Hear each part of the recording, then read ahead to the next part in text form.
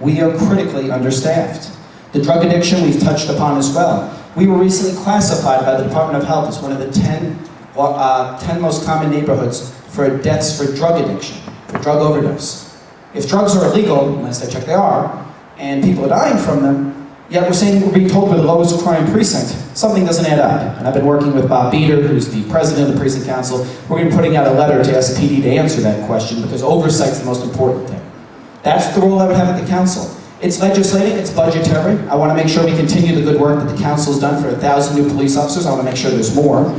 But I also want to see what are the response times? How quickly do they get to the scene of the crime? And to see too much on social media that people waiting an hour, 45 minutes, 90 minutes, that's unacceptable. I want to go down there, I want to be persistent, I want to be a pest, I want to do the oversight that you pay us to do. That's what I would do.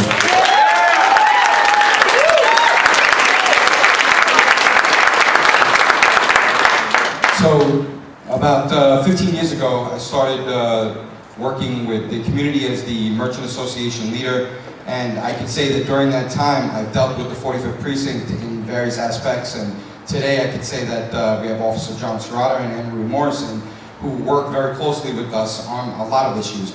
A few years ago, we did have a problem with the place of Pompeii, and there was a lot of issues going on. Well, what are we doing to stop underage drinking? What are we doing to stop over-serving alcohol? And we came up with a few programs that we worked together closely with the police department that we even had in this room breakfast about awareness of alcohol. And we brought in the Liquor Authority, and we worked with the police department to try to enforce those things.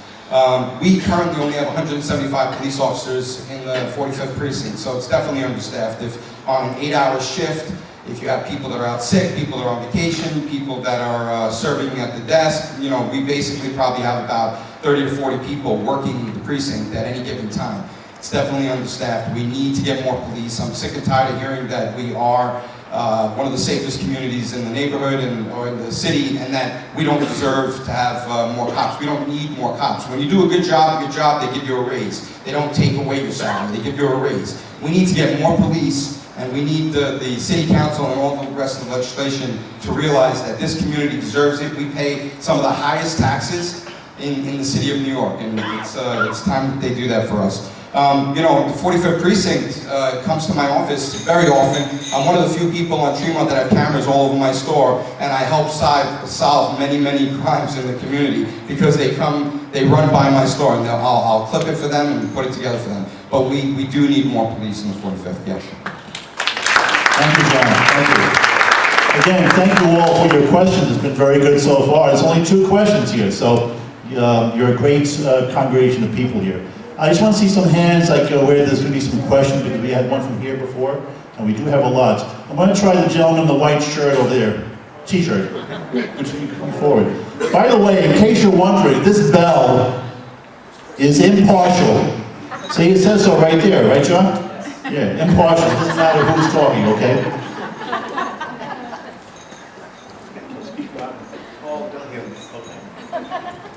Hi, my name is Bob Jean. I'm the president of the Throggs Merchants Association.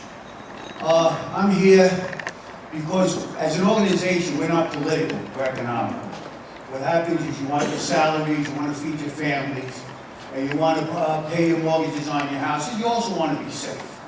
I know 2 of the candidates very well. My question is, right now we're in the midst of a war. We're trying to get a bid in the area. And at the beginning, it was rough.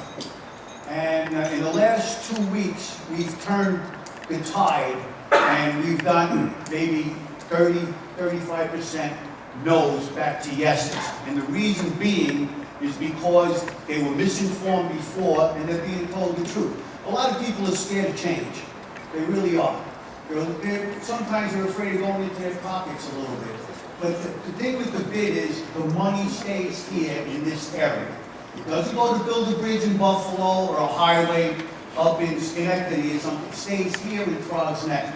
My question to the candidates is, what can you do to help us get this bid passed so we can make this community better? When I first came to this area, I drove from the Bruckner to Miles Avenue. That was about 30 years ago. There was one vacant store. I drove it in January when I took office as president. As of today, we have 28 vacant stores. There's logic here. There's reasoning that we have to have. And I want to make sure that the person that's up there, that's going to be our city council person, knows what they're doing to help the community, the renters, the property owners, and the merchants, you know, have a secure future. Thank you. Thank you very much for that question. Are you sure you're not running yourself? No. Okay, for this round of answers, I'm going to just pick the gentleman and lady randomly. Is that okay? So.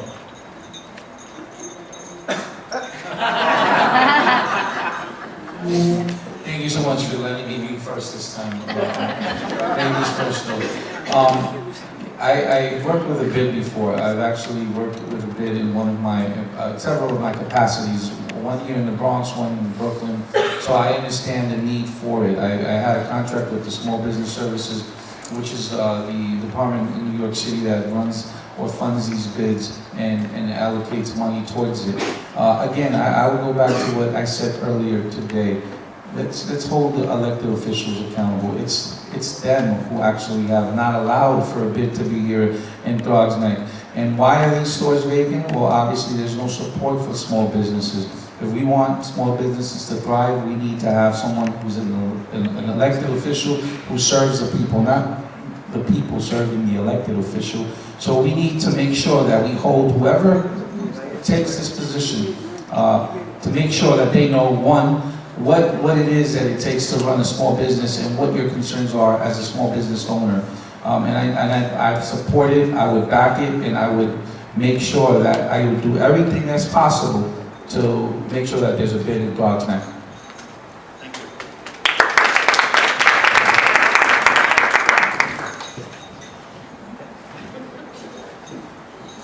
As I mentioned earlier, my mother-in-law owned Fairly Dressed and Feathers Boutique on East Tremont here in Throggs Neck, and unfortunately, she was forced to shut down because of overdevelopment, because of the malls that have come here.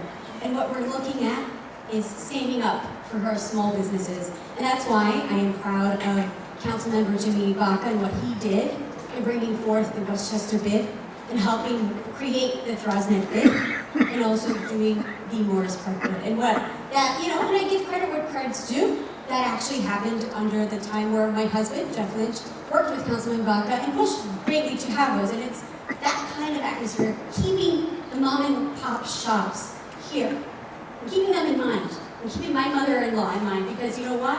At the end of the day, it's all our families that are affected. It's higher prices we end up paying at these retail stores, and it's not coming back into our economy, and it's not fueling us. So let's work together. Let's get this Throggs Neck bid going. What do you say, Bobby G? With you. Thank you. Very good, thank you. Candidates, close your eyes. Put your hand out.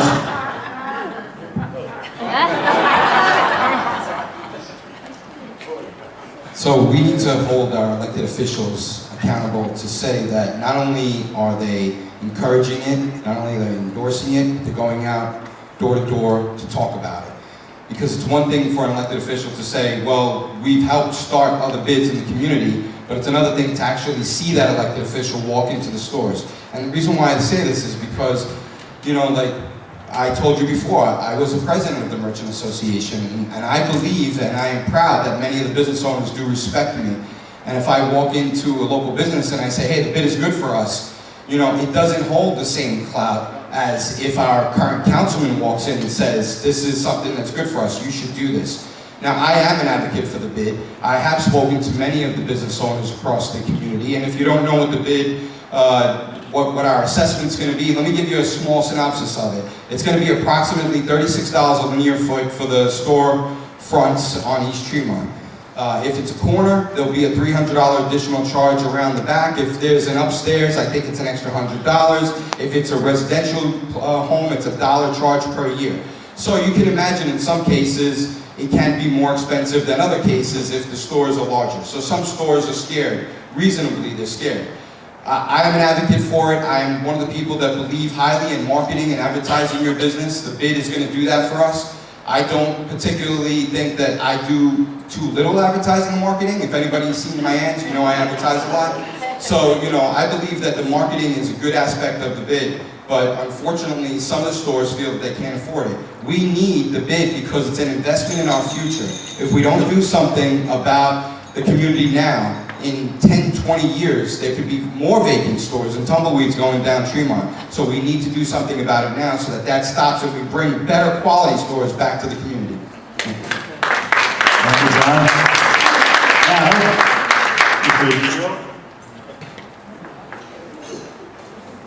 I participated in the Throggs Neck Merchant meeting.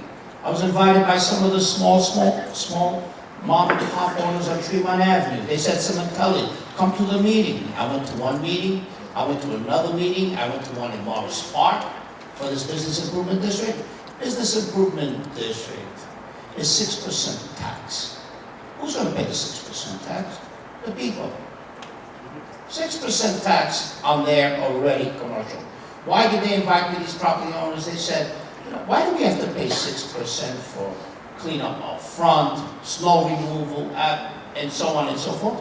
Why isn't the city, we already pay commercial tax. Why aren't they doing their job? Why do we need a bid? Bid is very simple. Every bid has a district manager. It's about an $80,000 a year job. You know, they get to play mayor of the city, right? Little city. I'm the mayor of Throggs Neck, mayor of Morris Park at $80,000 a year job. Meantime, the milk and the bread goes up because that small mom and pop store has got to pay $1,500 more or $2,000 more. I was at the last meeting, we discussed this thing, the supermarket on Tremont Avenue. It was an additional $8,000 or $12,000, I don't recall the numbers now, but $8,000 or $12,000 more for this business improvement district. And what did they say, the business improvement district? This attracts franchises. You want franchises because you get rid of the mom and pops. Mom and pops, you gotta go and fight every month for the rent. Big franchises like Starbucks, they send you a check from Colorado. You don't have to deal with them. So it's contradictory when people say it's good for the community, but let's bring in franchises. It's good for the business, it's good for the property owners. You don't have to deal with Joe the butcher or Frank the fruit store. You deal with franchises, big corporation, and with, as you said, quality stores. Quality stores means franchises. I'm not here to push no mom and pop store out. I'm a mom and pop store. My family's been in mom and pop store. And we support the community. Thank you. you didn't hear the bell. You didn't hear the bell. Thank you. Mr. Jonai. Bob, that's a great question. I come out of small business. My family comes out of small business. I support the bid fully. As a matter of fact, I've knocked on doors with you. I make phone calls to make sure that Morris Park is able to become the next bid. I'm working on East Tremont becoming the next bid. Bids are good for the community, they're good for the store owners, they're actually good for the mom and pop shops. They will have a voice, they'll start working together. I support not only the Westchester Square bid, but I support the Chamber of Commerce. Small business voices have not been brought together. The mom and pop shops that we have that make our commercial corridors so viable, that make our neighborhoods such a great place to live and thrive and raise a family, are the ones that employ locally. And it's a wonderful thing that you can walk out of your home to get a product or a service. The vacancies that we have on East Tremont and City Island and other parts of the Bronx, the other parts of the district, are uncalled for. This borough is a jewel in the rough. Our commercial corridors make our neighborhoods what they are. I will be fighting to support the bids to make sure that they link each other up. And someday, our small mom and pop shops will have the voice that they need in city government, and that'll happen when I get elected into city council.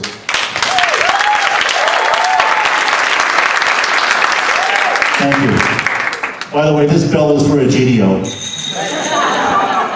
Okay, Mr. Gomez. No, Victor Ortiz. Bids are generally undemocratic. They hurt the poor. But I support it, and I will find a way to pass legislation on it, even though I know it would affect the poor, the people that are struggling. If you look at the administration of the federal government, they just passed laws that are going to affect our health care. And now we got to pay out of pocket for our health care, right? We got to pay more money for our taxes. They don't raise the rate, but they raise the price of our houses, right? And so now taxes go up. So they found a loop around, right? We're being affected and we're being destroyed. The community board allowed these super malls to go up, and that's why those mom and pop stores fall apart, right? We got a mall in Culver City. We got a mall over here in Brosneck. We want to put another mall over there where the Whitestone movie theater's at. We want to put another, we put a golf course that doesn't pay any taxes or revenue. And we paying the taxes at the end. It comes out of my pocket. It comes out of your pocket, the homeowners. So yeah, the bid is good. Let's rebuild the community, but let's think about why these bids have to be generated. But because the community board and the people in the community board sold out the neighborhood by building these superstores that drew the business into those superstores. I'm sorry to be the real person, the honest politician here, the person, but I will create policy that will benefit everybody. And we need to stop these super malls that are destroying the neighborhood, that are destroying the community. Thank you. I'm clapping. Thank you. And the last response for this question is Mr. John Doyle. I can't pump me that chance when I do that, I guess that's fun. I'm deeply hurt, but I'll try to go on. I just want to thank everybody, and Bobby, it's a good question as to what we do with the bid. And I think sometimes our elected officials, they don't walk in your shoes. So if I was elected councilman, if I was fortunate enough to be in that role, I would walk with you to speak to the owners and support the bid. But the bid is not, I think John and Lisa would agree with this, the bid is not the solution to all our problems. It's a mechanism to address some of them. And frankly, the biggest problem that I've found, 10 years in this community working with people like John and Irene and Skip Giaco out in City Island, is that a lot of the landlords are disengaged. They don't own property, they don't, they're not actively engaged in their property, they don't care if it's open, they don't care if it's closed. Again, I've touched on the need to support the Small Business Survival Act.